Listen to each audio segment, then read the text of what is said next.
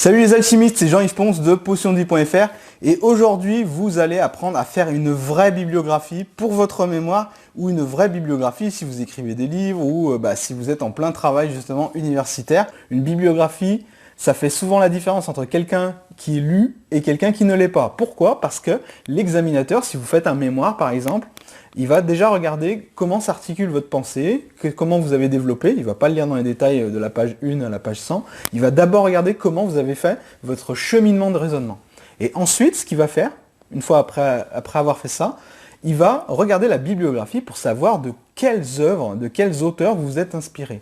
Et c'est là le drame, parce que si vous ne savez pas rédiger une bibliographie correctement, vous allez perdre des points avant même que l'examinateur ait commencé à lire votre sujet. Et pour savoir faire une bibliographie, il y a une petite formule, et cette petite formule, on va la découvrir maintenant.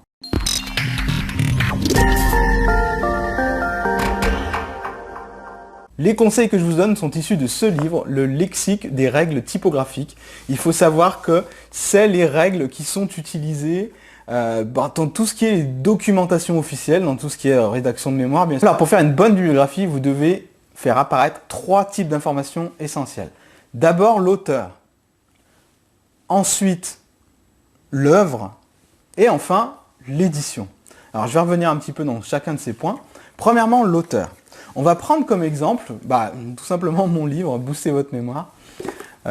Qu'est-ce que vous devez faire pour faire une bonne bibliographie? La première chose qui apparaît sur une bibliographie, c'est le nom de famille de l'auteur qui apparaît en lettres capitales.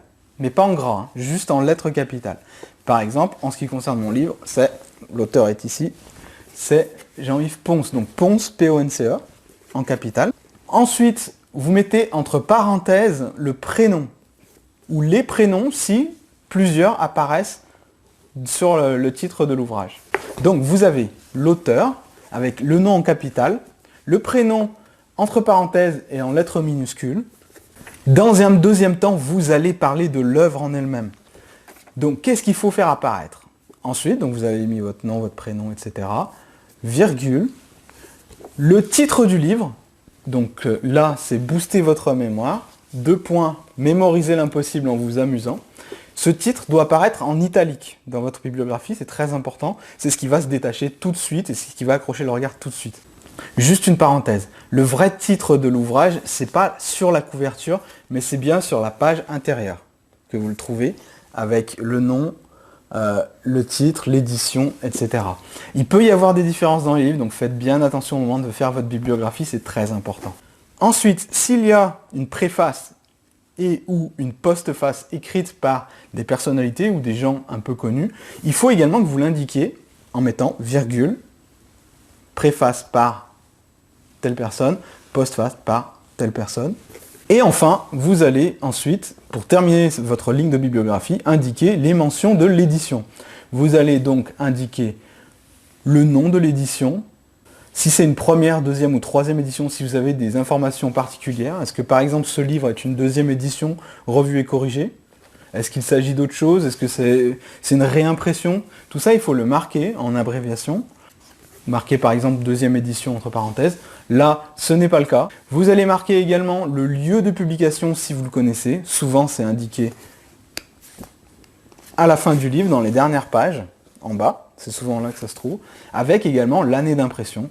Donc, nom de l'édition, virgule, lieu de publication, virgule, année de publication, point.